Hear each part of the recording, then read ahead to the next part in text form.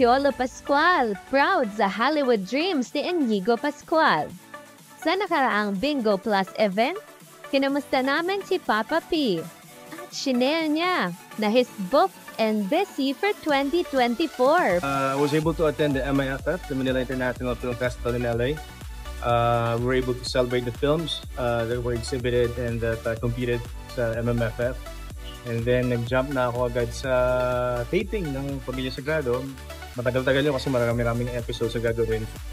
So, habang pagpe-prepare, at the same time, haba-habang taping. Okay, so hinanda mo talaga yung sarili mo for this kasi alam mo magiging ganito 2024 mo.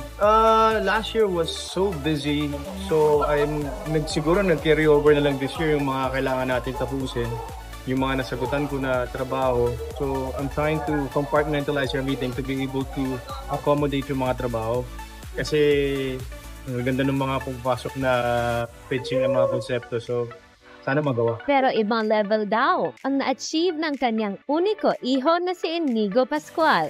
Isa na lang si Inigo Red is also making name ng Hollywood. Yes, anong pakiramdam bilang ama? Sinisend niya sa akin yung mga takes niya, yung mga audition niya, mga reels niya. And then, yung last na audition niya, natanggap siya, nakuha siya. So, sinend niya sa akin yung mga takes na ginagawa. And nakaka-proud, nakakatuwa because, he's doing his own thing.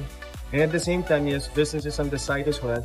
So, very independent. And ito talaga yung gusto ng bata na umarte rin, kumakanta rin. So, yeah, my support to it. Saka pa-Hollywood talaga. Oo, di ba? Dollars, siya na yan. Okay, congrats. Thank you.